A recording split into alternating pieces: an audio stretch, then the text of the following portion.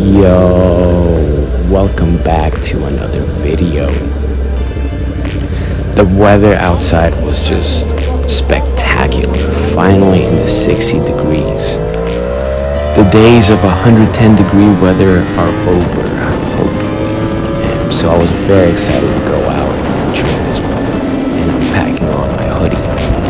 And I was lane splitting right here, and I swear to God, I came so close in this car. I had different expectations. I thought the bike was going to be able to maneuver a little bit better. And you know, thank God the guy never decided to merge left. It's always sketchy lane splitting when there's a spot where they could turn into.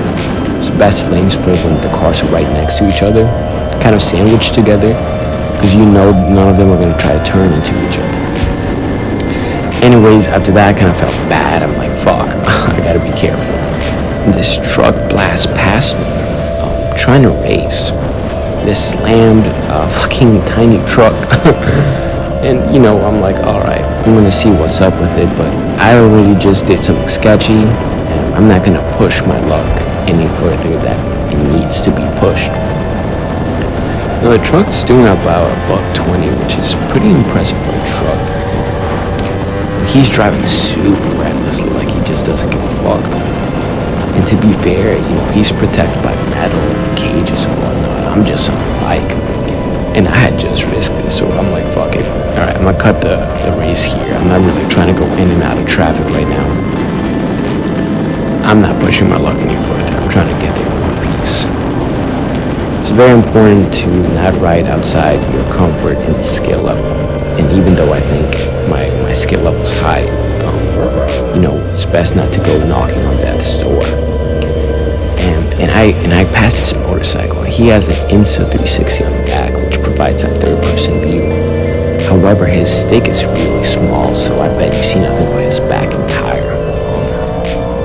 I've recorded videos on a really small stick, so I know that's not the best view you really want. The new stick I have is perfect. The view is exactly what I wanted it to be. If you haven't seen that video, it's the one before this, so go ahead and check it out. Anyways, I end up giving him some shots to edit later. I blast past him, and I pull into the parking lot where my homie was at.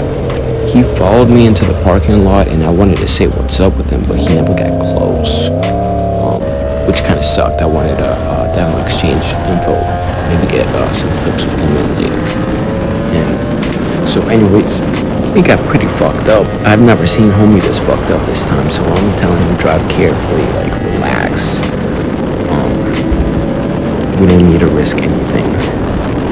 Well, at the same time, I'm here blasting on $160 and of course, edited legal streets, all that jazz. I'm just enjoying the night out, but I'm not gonna lie, by this point, it had dipped into the high 50s, which on the bike, I swear to God, it feels a lot colder than it is. But I have zero complaints. I'd rather ride in the cold than the warmth any day of the week. Which leads me to my next part. We grabbed some food, so homie was feeling a little bit better. And there was people cleaning the streets, and he still blasts past me, almost runs into them. I'm like, dude, relax, like fucking calm down, buddy, we just ate. And he's like, race me, bitch, race me. So I'm like, alright, let's race in the minivan. So I pull up right next to him. He's taking off, so I blast right past him, and I hit up maybe 160, 165, which was, you know, pretty nice. I gotta say, the feeling of going fast on a bike is just unearthly. And so I blast past him. I'm like, alright, I'm gonna wait for him to come back. I'm gonna wait for a proper pull. And of course he does come back. I let him kind of blast past me a bit, and then I get on it. Anyways, it was overall a really chill, fun night. Subscribe, like the video, comment down below what you'd like to see.